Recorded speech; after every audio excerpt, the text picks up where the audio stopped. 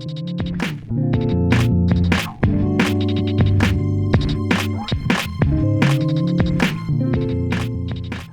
everybody, this is George from the Miller School of Music.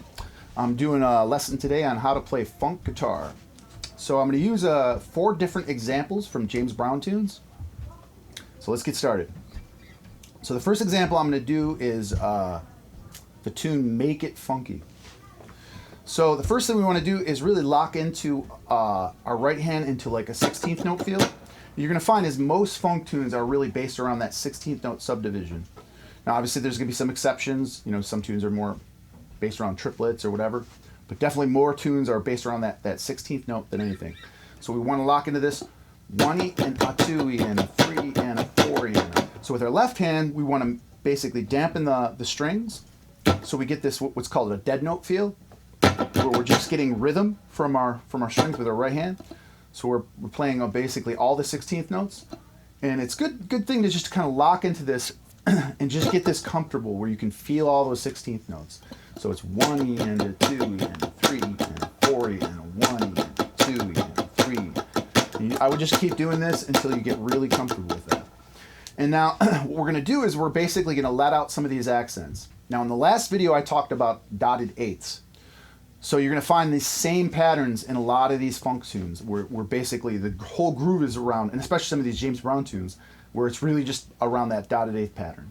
So with this one, we're doing exactly that. We're accenting 1, and E, and then we're going to resolve it like we talked about in the last one on 4.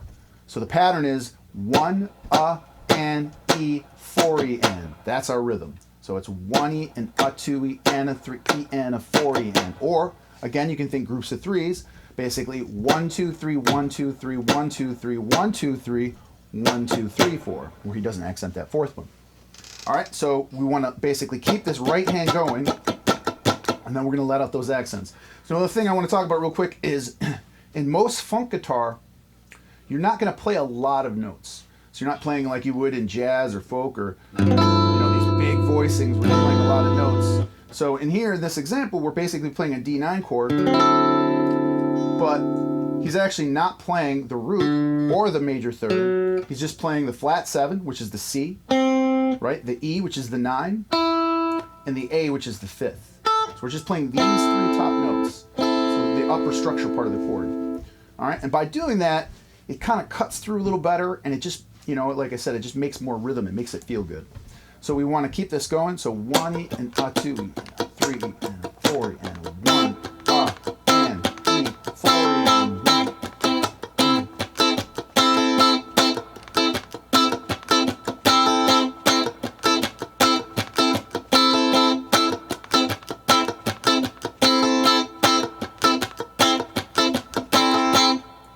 That's pretty much it. So it's really just about locking into that groove and just getting comfortable with those rhythms. All right, let's try another example. So the next example I'm going to talk about is more of a single note line, which you're going to see from a lot of funk grooves as well. And this is Ain't It Funky. So we had Make It Funky, now we got Ain't It Funky. So with this tune, again, it's really about locking into these 16th note patterns. So this one's in the key of F. And the line is really based around these 3 notes. We're going to play the D, which is going to be our 6th, and it's based around the tritone that we're going to play between the 6 and the flat 3. So our flat 3 is going to be an A flat. So we're really kind of grooving between the A flat and the D, and then occasionally hits this B flat. 1, 2, and E, and 1, 2, and E, and. So we're basically just grooving between these 3 different notes. 1 and a 2 and E and 1, 2 and so that we're going back from that B flat to the A flat, and then same thing, always going back to this D. And so I'll play it fast now. So it's.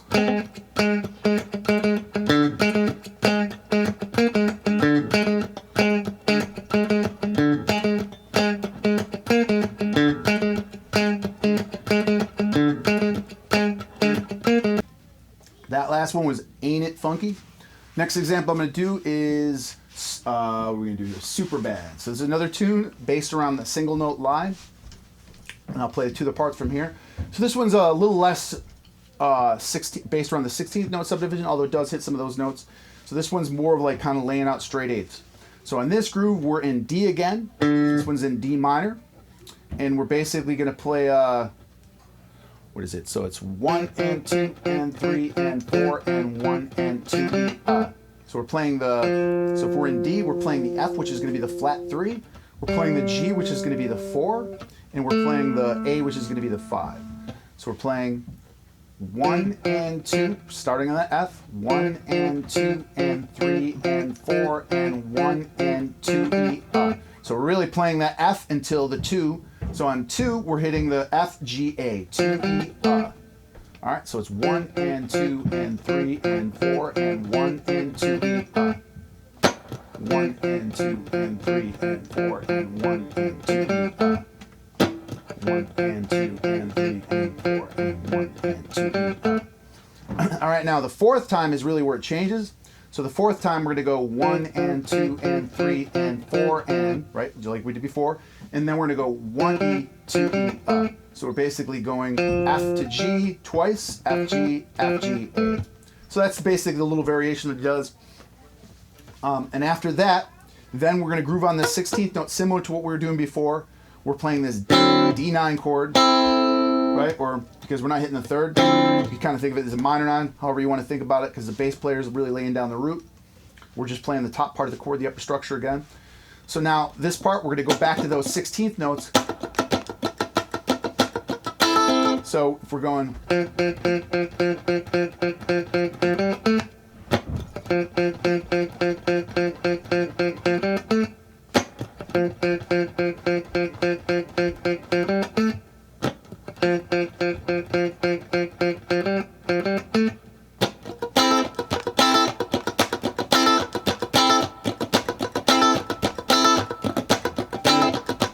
So in this part, we're going 1 and a 1 and a 1 and a 2 and a 4 and a 1 and a 2.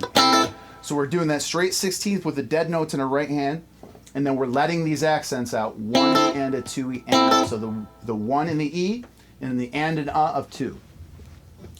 And that's pretty much it. All right, let's take a look at one more example here. This is another one of my favorites. This one is I Can't Stand Myself. So this one's a little bit different as far as we're not playing just like a straight single note rhythm. We're basically doing kind of an arpeggio here, where we're playing the notes from an E flat dominant 7 chord. So what we're going to do is we're starting with the root, and then we're actually playing the flat 3, which is going to be a G flat. So we're playing the E flat, the G flat, and that G flat's going into the major third, which would be a G natural. So be minor third into the major third, kind of like a bluesy, something you see in the blues a lot. And then we're basically going to just, we're playing kind of the upper structure part of that E flat 7 or E flat 9. And we're just going to play the flat 7 and the 9, the G. And we're going to play it, slide it down a half step, and then back up. So we got, so the rhythms here, we got 1 and 2 and 4 and 1, 2, 3, 4 and 1 and 2 and 4 and 1, 2, 3, 4, 2, 3, 4 and 1, 2, 3, 4 and 1, 2, 3, 4, 2, 3, 4 and 1.